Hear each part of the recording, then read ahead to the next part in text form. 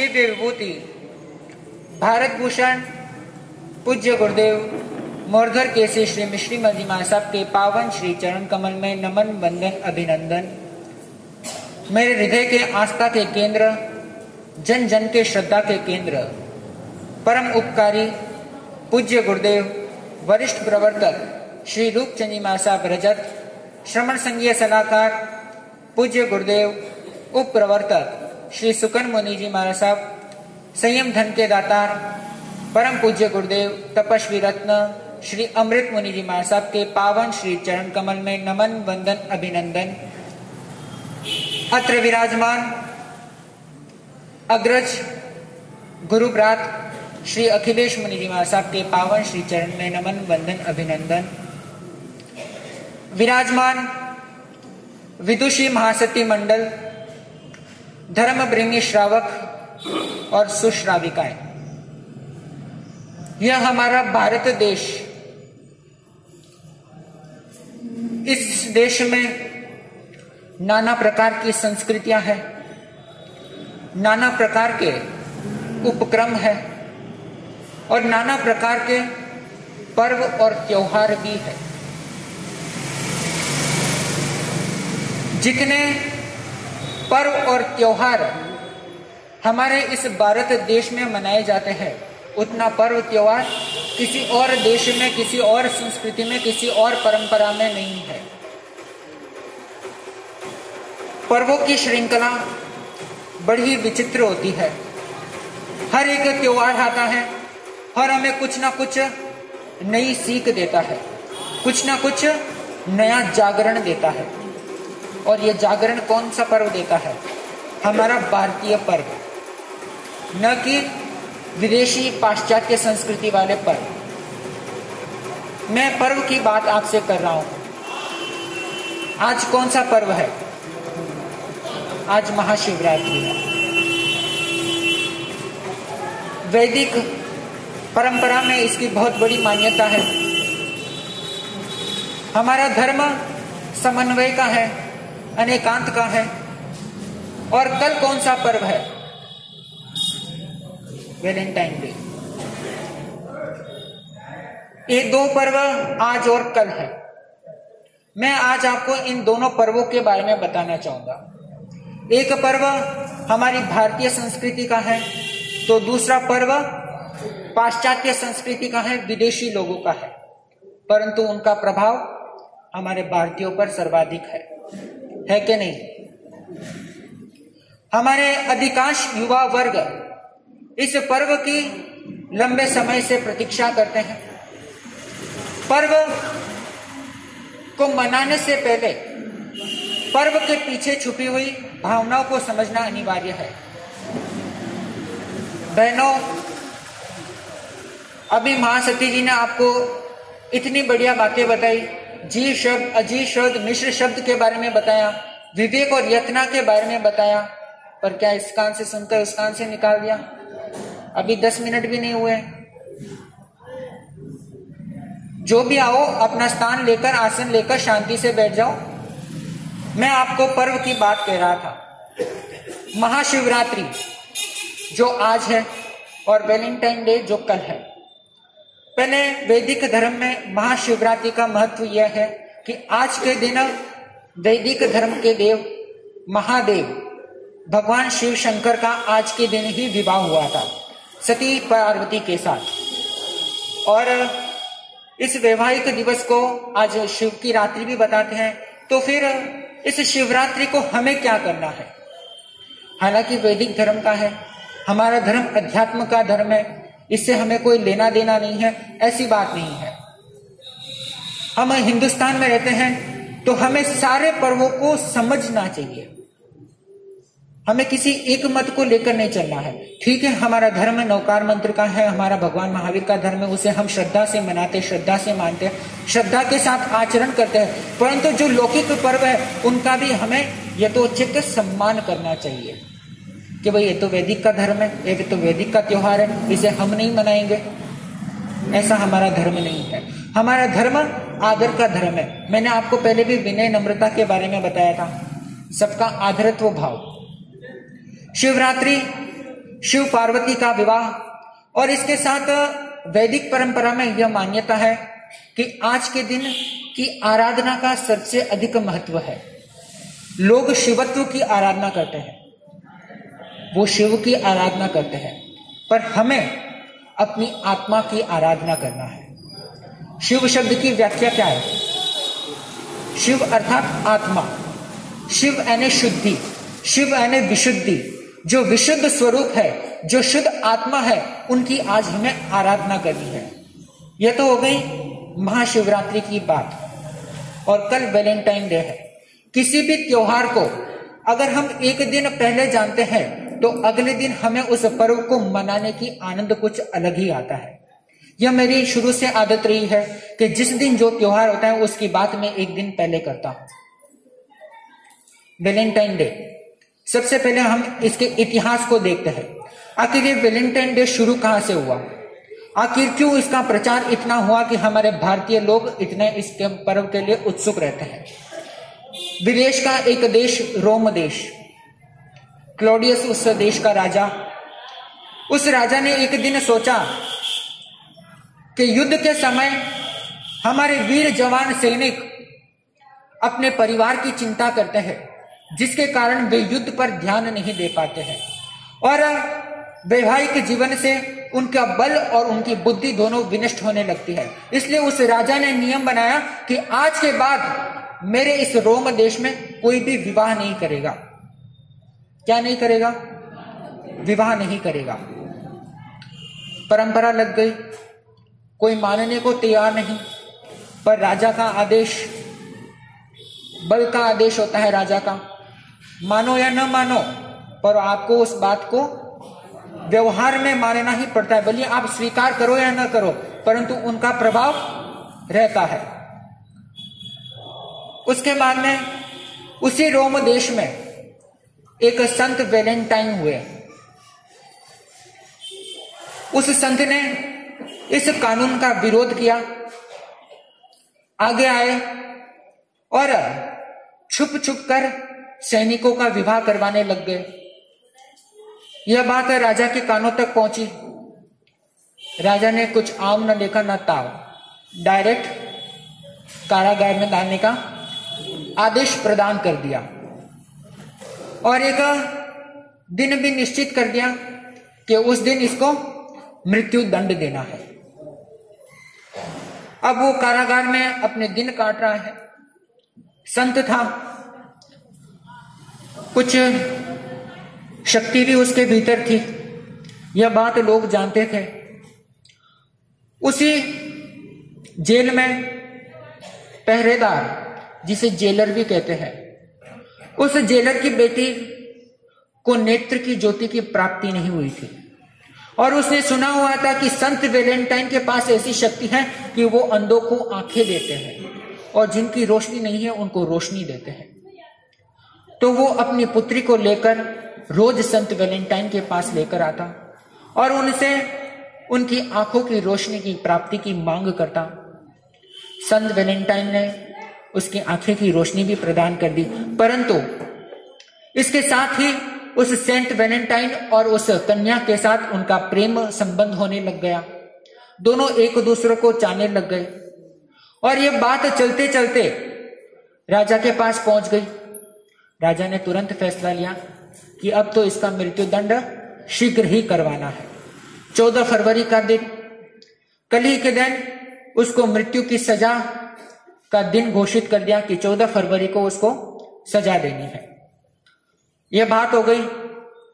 अब संत वैलेंटाइन उस कन्या से मिल नहीं पाते हैं, तो वो पत्र लिखते हैं। पत्र लिखकर रख देते हैं और उनकी समय पर मृत्यु हो जाती है। 14 फरवरी फांसी लग जाती है। अब वैलेंटाइन डे की परंपरा यहां से शुरू होती है। दोनों में प्रेम संबंध। अब वो पत्र छोड़कर गया, जिसे आज की हमारे परंपरा ने ग्रीटिंग कार्ड ले लिया। उसने क्या लिखा? पत्र लिखा, और आज हमारी परंपरा ने ग्रीटिंग कार्ड ले लिया। उस लेटर को उसने पढ़ा, तो आज के बाद में उसने यह मान लिया कि हर वर्ष इस 14 फरवरी को मैं संत वैलेंटाइन डे के रूप में मनाऊंगा और उनकी याद को मैं इस प्रेम दिवस के रूप में उनको स्वीकार करूंगी। यह हो गई उस वैलेंटाइन डे की बात, यह हो गई उस संत की कहानी। अब हम लोग क्या कर रहे हैं? क्या आप भी शादी ब्याह कराते हो संत वैलेंटाइन की तरह? क्या आपके इस भारत देश में ऐसा कोई कानून है कि शादी नहीं करनी है? क्या आपको भी कोई सजा लगी हुई है? क्या आपको भी किसी ने मृत्युदंड दिया है जिसके कारण हम भी चले रहे वैलेंटाइन डे मनाने के लिए? 7 तारीख को यह रोज डे से शुरू होता है और 21 तारीख को ब्रेकअप डे से खत्म होता है। गुलाब के फूल से इस दिन की शुरुआत करते हैं और एक झगड़े के साथ इस दिन को हम खत्म कर देते हैं। क्या ऐसा प्रेम दिवस हमें मनाना है? प्रेम क्या है? पहले सबसे पहले हम इस शब्द को हमें ध्यान से देखना, आखिर प्रेम शब्द की व्याख्या क्या है? क्या शरीर का प्रेम? क्या आत्मा का प्रेम? क्या 2 दिलों का प्रेम? आप किस प्रेम को मानते हो? अधिकतर लोग केवल देह के प्रेम को ही महत्व देते हैं, आत्मा के प्रेम को नहीं। जो आत्मा के संबंध से आत्मा से प्रेम करने लग जाता है उसे किसी अन्य प्रेम दिवस की, किसी वैलेंटाइन डे की दिवस की आवश्यकता नहीं होती है। इस वैलेंटाइन डे की महत्ता केवल यह प्रेम दिवस, वैलेंटाइन डे की मैं बात कट कर देता हूं। हमारे भारत में इसको आज हम प्रेम दिवस के रूप में मानेंगे, ना कि वैलेंटाइन डे के रूप में, क्योंकि ना हमारा कोई मरा है। क्या हमारा कोई मरा है जिसलिए हम वैलेंटाइन डे मनाए? वो एक परंपरा चल गई, वो चला गया, तो फिर हम किसके लिए हम शोक मना रहे हैं? हम किसको प्रेम करना चाह रहे हैं? पहले यह बात चलनी है। हमारे इस भारत संस्कृति में, भारतवर्ष में प्रेम आज से नहीं, अनादिकाल से चल रहा है। किसी वैलेंटाइन डे से नहीं, उससे अनादि वर्ष से हमारे इस भारत देश में प्रेम का महत्व रहा है। कहते हैं कि नहीं कहते हैं? हर बार आपको गुरु महाराज बताते हैं कि भाई भाई में प्रेम होना चाहिए, पति पत्नी में प्रेम संबंध होना चाहिए, प्रेम पूर्ण व्यवहार होना चाहिए। तो फिर हम किसी एक दिवस में बंद क्यों जाते हैं? किसी एक 14 फरवरी को ही हम क्यों बंधते हैं? क्या हमें किसी एक दिन की आवश्यकता है प्रेम के लिए? क्या 365 दिन आप लड़ाई झगड़े में बिताना चाहते हो? यह प्रेम दिवस है तो केवल एक दिवस को नहीं, प्रेम वर्ष मनाना है हमें। पूरे वर्ष तक हमें संकल्प लेना है कि केवल हम चमड़ी तक के नहीं, केवल हम शरीर तक के नहीं, हम अपने प्रेम भाव को अपनी आत्मा के संबंध के साथ जोड़ेंगे। प्रेम के 3 रूप कहे हैं। भक्ति महापुरुषों के प्रति और मैत्री। मैत्री हम किसके साथ करते हैं? समान व्यक्तियों के साथ। जो आप और आपसे सम जो व्यक्ति है, हम उसके साथ मैत्रीपूर्ण व्यवहार रखते हैं। और हम भक्ति किसके ऊपर रखते हैं? जो हमसे सर्वश्रेष्ठ है, जो हमसे ऊपर है, हम उनके प्रति भक्ति रखते हैं। वे महापुरुष है। प्रेम के कितने रूप बताए मैंने? 3 रूप बताए। सबसे पहला रूप भक्ति, और दूसरा रूप मैत्री, और तीसरा रूप है करुणा। 3 रूप मैंने बताया आपको। करुणा हम किस पर करना चाहते हैं? जो अशक्त है, जिनको देखकर हमारे भीतर में करुणा का भाव जग रहा है, वो हमें करुणा का भाव। यह 3 रूप भक्ति, प्रेम, भक्ति, करुणा, और तीसरा मैत्री, ये 3 प्रकार के प्रेम के रूप है। बताओ, मैत्री पर प्रभु ने क्या कहा? मिट्टी में सब बुएसु। पर्यूषण पर्व पर करते हो कि नहीं करते हो? आप केवल 8 दिन ही करते हो, बाकी के दिन नहीं करते हो। और लास्ट संवत्सरी के दिन ही हम वो मैत्री दिवस मनाते हैं। एक दिन एक भाई आकर मुझे कहता है कि आप एक कैसा पर्यूषण पर्व मना रहे हो, एक कैसी संवत्सरी मना रहे हो आप? 365 दिन भाई भाई से नहीं बोलता है, पति पत्नी में झगड़ा होता है, और केवल एक मिच्छामि दुक्कडम कहकर आप पूरी बात समाप्त कर देते हो केवल एक क्षण के लिए। क्या हमारा यह प्रेम दिवस है? क्या हम केवल मिट्टी में सब हुए से बस इतना ही शब्द को मानते हैं? प्रेम केवल एक दिन, एक समय के लिए बांधो मत। प्रेम एक करुणा है, प्रेम एक भक्ति है, प्रेम एक मैत्री है, जिसे केवल एक दिवस की आवश्यकता नहीं, जिसके लिए हमें पूरा वर्ष और अपना पूरा जीवन समर्पित कर देना है। मैं आपको जो प्रेम दिवस है, जो वैलेंटाइन डे है, उसके लिए मुख्य रूप से दो लोग को मानते हैं, जिसे हम चाहते हैं उसे, प्रेम और प्रेमिका। युगल रूप के लिए हम ये प्रेम दिवस मानते हैं, पर हमें ये युगल रूप नहीं रखना है। केवल पति पत्नी का प्रेम नहीं है, यह प्रेम दिवस सबके ऊपर है, भाई भाई पर है, पति पत्नी तो है ही। गुरुदेव श्री पधार रहे हैं, सब खड़े हो जाए।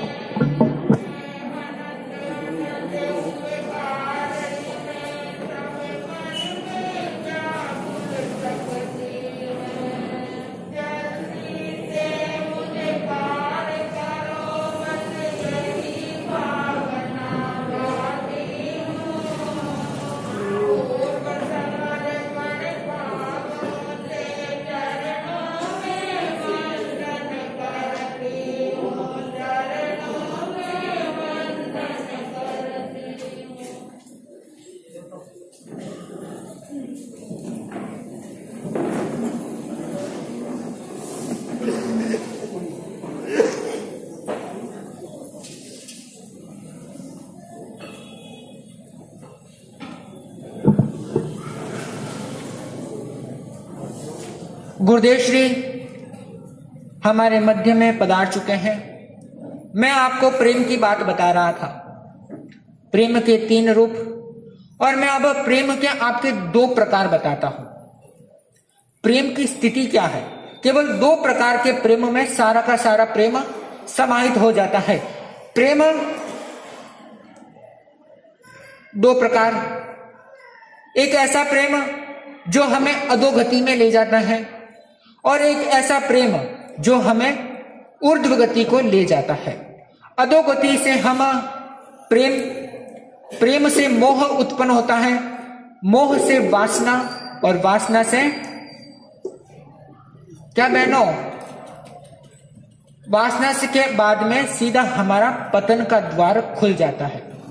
यह प्रेम हमें चमड़ी का प्रेम बताता है, केवल शारीरिक प्रेम बताता है, जो हमें प्रेम से मोह, मोह से वासना, और वासना से हमें पतन, और पतन के बाद में दुर्गतियों में भ्रमण हमें करवाता है। ऐसा प्रेम अधोगति का रूप होता है। अब दूसरा प्रेम है ऊर्ध्व गति का, जो हमें आत्मा के प्रति सजग करता है, जो हमें ऊपर उठने के लिए निमित्त बनता है, जो ऊपर उठने के लिए सहायक बनता है। ऊर्ध्वगामी प्रेम का रूप है सबसे पहले प्रेम भाव, उसके बाद में प्रेम से उत्पन्न होता है सेवा भाव, और उस सेवा भावना से उत्पन्न होता है त्याग वृत्ति। त्याग वृत्ति के बाद में क्या होता है बताइए? त्याग वृत्ति के बाद में हमें क्या होता है? हमारी आत्मा की शुद्धि। जब हम एक एक पदार्थों से अपना मोह, जो अपनी आसक्ति है, उसको हम खत्म करते हैं, तो धीरे धीरे हमारी आत्मा हल्की होने लगती है, और कर्मों को क्षय होते होते ऊपर उठने लगती है। यह हमारी आत्मा के प्रेम के 2 रूप है। हर पर्व हमें एक प्रेम देता है, हर पर्व हमें एक सीख देता है। तो यह वैलेंटाइन डे भी हमें हर जीवों के प्रति सेवा भावना, सेवा के बाद में जो त्याग वृत्ति है, वो भावना हमें प्रदान करती है। जब हम किसी को हृदय से चाहते हैं ना, तो वहां पर अश्रु उत्पन्न हो ही जाता है। जब हमें किसी प्राणी के प्रति करुणा भाव होता है, या किसी प्राणी के प्रति हमारा मैत्री भाव होता है, तो वहां पर अश्रु सबसे पहले आता है। मैं आपको एक उदाहरण देता हूं। आपने सुना ही होगा कि प्रभु के काल में प्रभु को कितने उपसर्ग हुए। एक ही रात्रि में संगम ने कितना उपसर्ग दिया? 30 उपसर्ग दिए। कितना कठिन रहा होगा प्रभु के लिए। परंतु जब संगम थक गया कि अब मैं इस महापुरुष को कुछ नहीं कर सकता हूं, इनको मैं हराने के लिए असमर्थ हूं, तब बताओ जब संगम जा रहा था तब प्रभु के नेत्रों में अश्रु आए कि नहीं आए? किस लिए आए? यह अश्रु करुणा से उत्पन्न हुआ क्योंकि उनके भीतर सर्व प्राणियों के प्रति प्रेम की भावना थी। जब अंतर हृदय में सच्चा प्रेम होता है ना, तभी अश्रु निकलता है। कोई ऐसा वैसा प्रेम नहीं निकलता है। आप भी लोग कई बार किसी को यातना प्रताड़ना देते हो, तब आपके ऊपर कोई आंसू निकालता है? नहीं निकालता है, क्योंकि जब हम अपनी आत्मा के समान सभी आत्मा को समझ जाते हैं, अपनी आत्मा के समान सब आत्मा को समझ जाते हैं, तभी वो प्रेम भावना का प्ररूपण प्रारंभ होता है। मैं आपको फिर से अपनी बात को कहना चाहूंगा, मैत्री भाव जगत में मेरा सब जीवों पर नित्य रहे। मेरी भावना में यह हम काव्य पंक्ति हर बार उद्घोषित करते हैं कि मैत्री भावना मेरे जगत पर सब जीवों पर नित्य रहे। जो करुणा का भाव है, जो प्रेम का भाव है, सब जीवों पर नित्य रहे। जब प्रेम की भावना होती है ना, तब जो समर्थ व्यक्ति होता है तो वो भी अच्छा सा अच्छा व्यक्ति भी पिघल जाता है। अब मुझे बताओ, अर्जुन ने श्री कृष्ण के प्रति कितना अनन्य प्रेम था, सर्वस्व समर्पण। वासुदेव, बताओ, इतना प्रेम था, क्या प्रभु ने उनके रथ को हाँका नहीं युद्ध के समय? अब बताओ, समर्थ व्यक्ति है वो, चाहता तो एक पल में युद्ध को समाप्त करने की सक्षमता रखता था, परंतु फिर भी उन्होंने अर्जुन के रथ को एक सारथी का कार्य उन्होंने किया। प्रेम भावना जगती तल पर एक अपूर्व माया है। प्रेम भावना जगती पर एक अपूर्व माया है। प्रेम के खातिर भक्तों ने प्रभु को दास बनाया है। प्रेम के खातिर भक्तों ने प्रभु को दास बनाया है। गज ने प्रेम दिखाया थो, गज ने प्रेम दिखाया थो, प्रभु खुले पाव ही दौड़े हैं। प्रेम के खातिर अर्जुन के भी हाके रथ के घोड़े हैं। प्रेम के खातिर अर्जुन के भी हाके रथ के घोड़े हैं। प्रेम के खातिर विदुर विप्र घर, प्रेम के खातिर विदुर विप्र के घर लूके चावल खाए हैं। अब बताओ, अगर आपके पास प्रेम की भावना है, कोई फीका चावल लाकर आपको दे दिया हो तो खाते हो आप? नहीं खाते हो। यह बात वास्तविकता से स्वीकार करो, केवल ऊपर मन से नहीं कि हम कह रहे हैं और आप सिर हिला रहे हो। जब हमारा सच्चा करुणा भाव होता है ना, जब प्रेम होता है ना, तभी कुछ ना कुछ हमारे भीतर समर्पण की भावना जगती है। दो पति पत्नियों के बीच में जब प्रेम होता है ना, वहीं पर समर्पण होता है। बिना समर्पण के प्रेम नहीं जगता है और बिना प्रेम के समर्पण भी नहीं जगता है। ये दोनों आपस में तारतम्य संबंध रखता है। हमारा उद्घोष क्या है? परस्पर ग्रहो जीवानाम।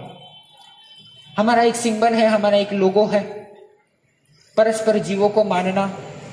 प्रेम के खातिर विदुर विप्रगर लूके चावल खाए हैं। प्रेम के खातिर शबरी के भी झूठे भेड़ सुआए हैं। अब बताओ, पास में लक्ष्मण खड़ा है, राम जी बैठे हुए झूठे भेड़ खा रहे हैं। अब बताओ, अंतर हृदय में करुणा नहीं होती, प्रेम नहीं होता तो खा पाते? सती चंदनबाला बाकुले लेकर खड़ी है, प्रभु चले गए, अंतर हृदय में प्रेम की भावना थी, आंखों से अश्रु निकला, प्रभु लौटकर आए कि नहीं आए? आए कि नहीं आए? आपके भीतर वो प्रेम भावना है? आपके भीतर वो सच्ची अश्रु है? नहीं है ना? तो वो जगाओ।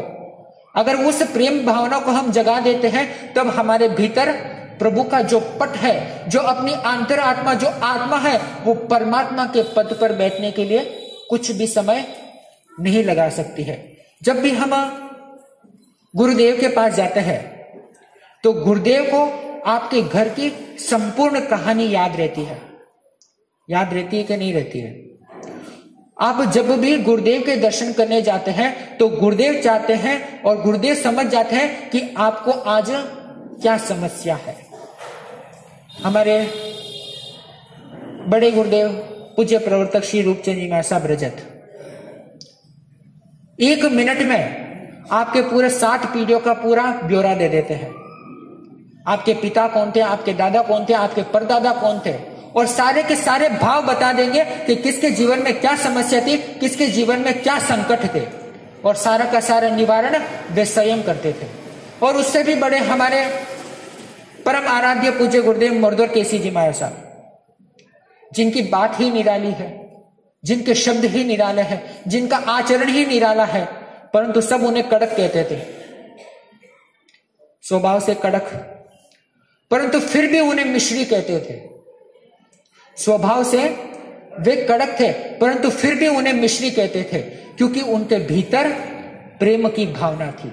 वे आचरण में मजबूत थे, अनुशासन में मजबूत थे, परंतु फिर भी उनके भीतर प्रेम की भावना थे। आजकल 4-4 बेटे हो जाते हैं और 4 बेटे मिलकर भी अपने माता पिता को नहीं पाल पाते हैं, और एक माता पिता होते हैं जो केवल प्रेम के खातिर, केवल ममत्व के खातिर अपने 4-4 पुत्रों को भी पाल लेते हैं। एक छोटी सी मैं बात बताकर अपनी वाणी को विराम लूंगा। गुरुदेव श्री भी बता चुके, वे भी अपनी बात कहेंगे। एक रिटायरमेंट हो रहा था, एक व्यक्ति और पत्नी, दोनों में आपस में बहुत ही प्रेम, बड़ा ही मधुर संबंध, दोनों एक पल भी दूर रहने के लिए तैयार नहीं। होली दिवाली पर चारों बेटे, 3 बहुएं, 1 पोता और 1 पोती सब आते थे और होली दिवाली बड़े धूमधाम से मनाते थे।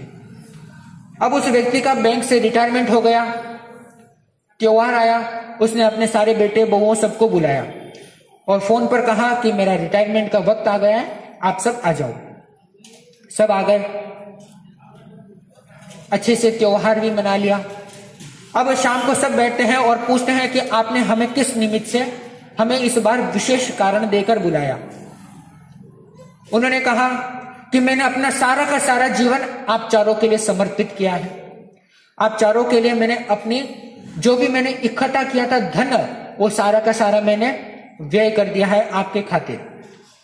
अब हमारा वार्धक्य आ रहा है, हम चाहते हैं कि हमारा जो भरा पूरा परिवार है वो सदा रहे और हम पति पत्नी दोनों अपने बच्चों के साथ रहना चाहते हैं, हंसी खुशी के साथ और प्रेम की भावना के साथ। इसलिए मैं आपको समय देता हूं, आप चारों चिंतन कर लो कि हमारा निर्णय आप कैसे करेंगे।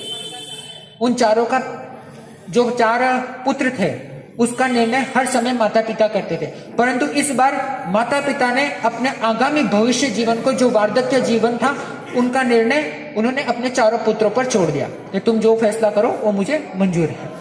दोनों बगीचे में आ गए और वह बगीचे में बैठकर सोच रहे हैं कि शायद मेरे बेटे लोग झगड़ रहे होंगे कि कौन सबसे पहले हमें घर लेकर जाएगा।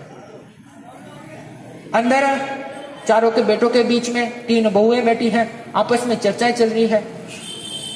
सब सोच रहे हैं, एक बहू तो कहती है मुझे तो ऑफिस जाना पड़ता है, दूसरी बहू कह रही है कि मेरा घर छोटा है, और तीसरी बहू कह रही है कि मेरा तो घर अभी अभी आबाद हुआ है। चारों बेटे सोच रहे हैं कि माँ बाप को कहीं ना कहीं कुछ ना कुछ युक्ति से निकालने की बात सोच रहे हैं। तभी एक बहू उठकर बोली कि हम ऐसा करते हैं कि अपने माता पिता को, जो हमारे सास ससुर हैं, उनको 6 महीने एक बड़ा बेटा रखेगा और 6 महीने अपनी माँ को एक दूसरा बेटा रखेगा, और 6 महीने होने के बाद दोनों माता पिता दूसरे 2 बेटों के घर में अलग अलग होकर चले जाएंगे। माता पिता की क्या सोच थी कि हमारे चारों बेटों के साथ, चारों तीनों बहुओं के साथ मैं अपना बुढ़ापा बिताऊंगा, और यहाँ पर बच्चे बैठकर सोच क्या रहे हैं कि पति पत्नी के जो बीच के संबंध है उनको भी हम अलग कर देते हैं। अब पति पत्नी मानने को तैयार नहीं। पत्नी समझदार थी, उसने जैसे तैसे पति को मनाया, दोनों अलग हो गए। 6 महीने बेटे के घर, बड़े बेटे के घर, 6 महीने दूसरे बेटों के घर। अब दोनों के बीच में इतना घोर संबंध था, कितने वर्ष तक दोनों पति पत्नी साथ रहे।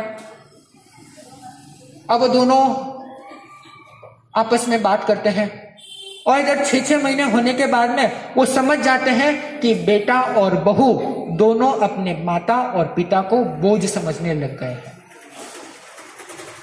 बेटा बेटी पार्टी जाते हैं, कहते हैं कि आप खाना बाहर से होटल से खा लेना, और इधर माँ को सोचते हैं कि सुबह सुबह उठकर चाय कौन बनाएगा, क्योंकि नौकरानी चली गई, क्योंकि नौकरानी का रूम माँ जी को मिल गया था।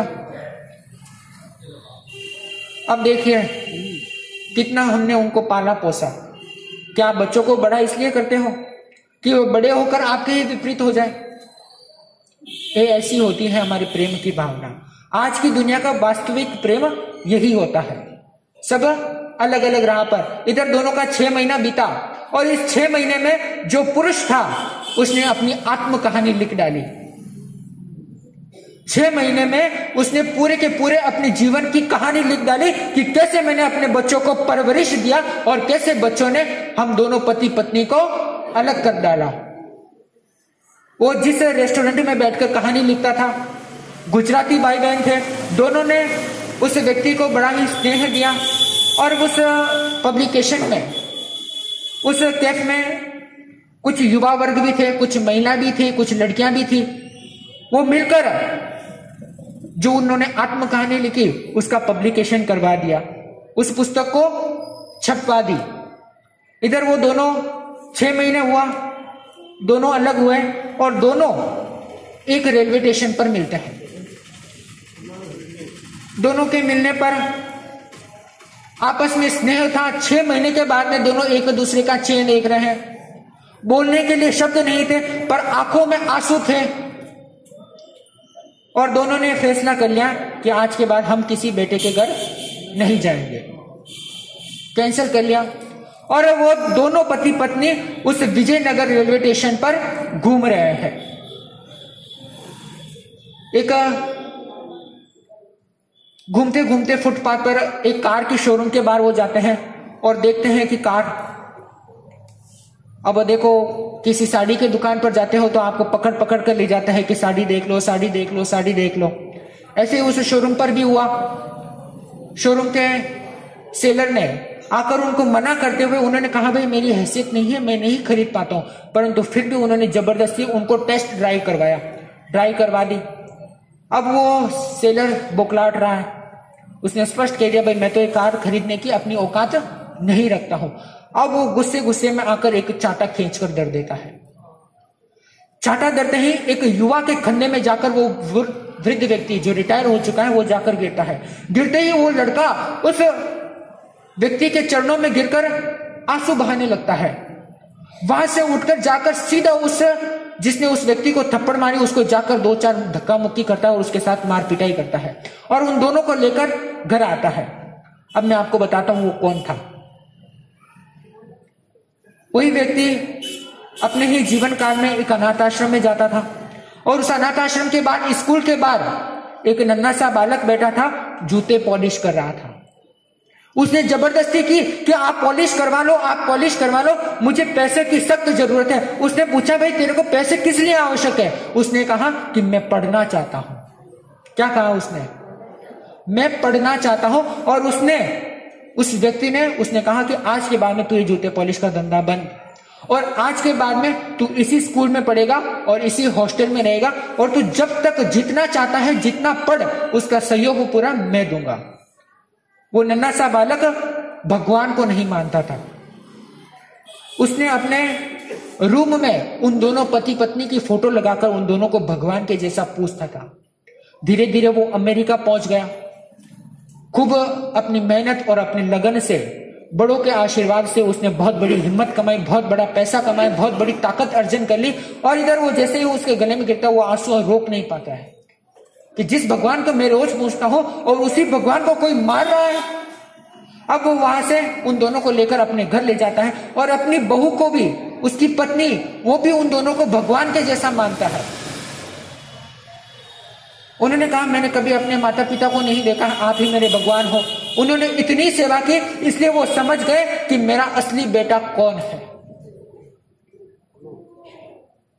वो 4 बेटे नहीं, ये बेटा उसका असली बेटा है, क्योंकि उसने इनको बेटे के समान प्रेम दिया, वात्सल्य दिया, और वे वहां से भी चले जाते हैं।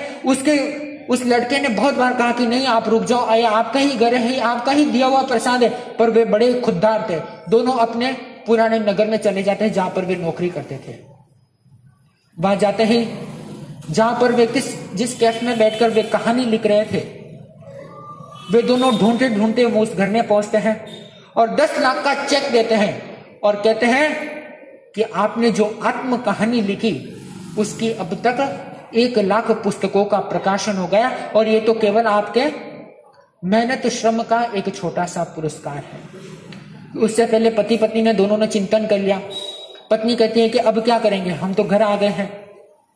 पति ने एक ही बात की, तुम्हें मुझ पर विश्वास है कि नहीं है, कि मेरे से ज्यादा आप पर विश्वास है, तो फिर चिंता मत करो। 10 लाख का चेक आ गया धीरे से। अब जिस पुस्तक का प्रकाशन हुआ उन्होंने एक छोटी सी प्रोग्राम रखा उस पुस्तक के ऑर्गेनाइजेशन के बारे में, उस पुस्तक के अभिव्यक्ति के बारे में। वे दोनों पति पत्नी अपने दत्तक पुत्र जिसको उन्होंने स्वात्सल्य दिया था, उस पुत्र को, उसकी बहू को, चारों जने पहुंचते हैं उस प्रोग्राम में। अब उस प्रोग्राम में उस व्यक्ति भी स्पीच देता है, सब स्पीच देते हैं, और वो व्यक्ति अपना सारा का सारा क्रेडिट उस दत्तक पुत्र को देता है जिसके बारे में जिसको शिक्षा देकर उसने ऊंचा शिखर तक पहुंचाया। बाहर निकलते हैं तो कुछ मीडिया वाले उनसे पूछते हैं कि जो ये कहानी आपने आत्म कहानी लिखी, जो पुस्तक आपने लिखी, अगर ये कहानी आपके घर में होती तो आप क्या करते? क्या पूछा कि जो कहानी आपने लिखी है वो कहानी आपके घर की होती तो आप क्या करते? उसने एक ही बात कही कि जो बच्चे अपने माता पिता से प्रेम नहीं कर पाते हैं, जो बच्चे अपने माता पिता का सम्मान नहीं कर पाते हैं, ऐसा पुत्र, ऐसे बहुएं नहीं होना ही श्रेष्ठ है। और अगर ऐसे बहू और बेटे मेरे पास होते तो मैं तो उन्हें त्याग देता। यह कहकर वो चला जाता है। और जो 4 बेटे थे, 3 बहुएं थे, वो दोनों भी उस प्रोग्राम में आते हैं। वो भी इसलिए क्योंकि वो उनके पास पैसे आ गए वो हड़पने के लिए। अब पति आगे चला जाता है, पीछे पत्नी रहती है। वो चारों बेटे आकर अपने माँ से कहते हैं कि माँ आप तो करुणा बरसाती हो, आप तो वात्सल्यमयी हो, आप तो ममतामयी हो, आप तो हमें माफ कर दो।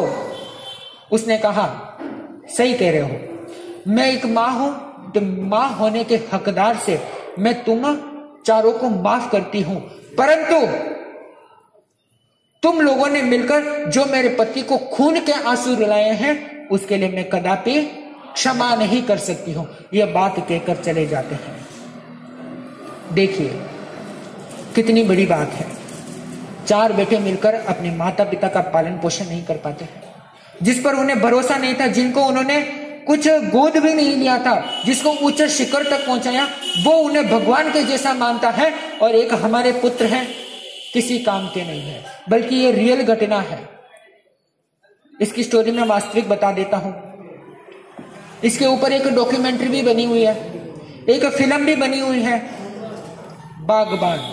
श्रावक जी जानते हैं बागबान की स्टोरी है। और ये स्टोरी हमें आज भी जब मैं पढ़ता हूं किताबों में, तब मेरे भी भीतर एक भावना जग जाती है कि कैसी यह दुनिया है और कैसे यह भावना है कि एक माता पिता अपने बच्चों को इतने शिखरों तक ले जाते हैं और वे शिखर तक पहुंचने के बाद में भी बच्चे अपने माता पिता को तुच्छ समझ जाते हैं।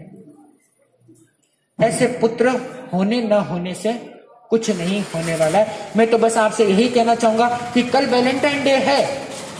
उन युवा और युवती से कहना चाहूंगा कि आप अगर असली में वैलेंटाइन डे मनाना चाहते हो तो आपके लिए असली वैलेंटाइन आपके माता और पिता है, न कि आपका प्रेम स्वभाव, न कि आपका पति, न कि आपका कोई और। उनका प्रेम के सामने आपका प्रेम तो केवल तुच्छ है, कोई मोल नहीं है उसके प्रेम का। जिस माता पिता ने आपको न जाने कितने तकलीफों उठाकर, कितने मुश्किलों उठाकर आपको इतना बड़ा किया। मैं अपनी वाणी को विराम लूंगा क्योंकि गुडेश जी को भी अपने मधुर उपदेश फरमाना है। मैं इसी के साथ अपनी वाणी को विराम लूंगा। बोलिए शासनपति श्रमण भगवान महावीर स्वामी की।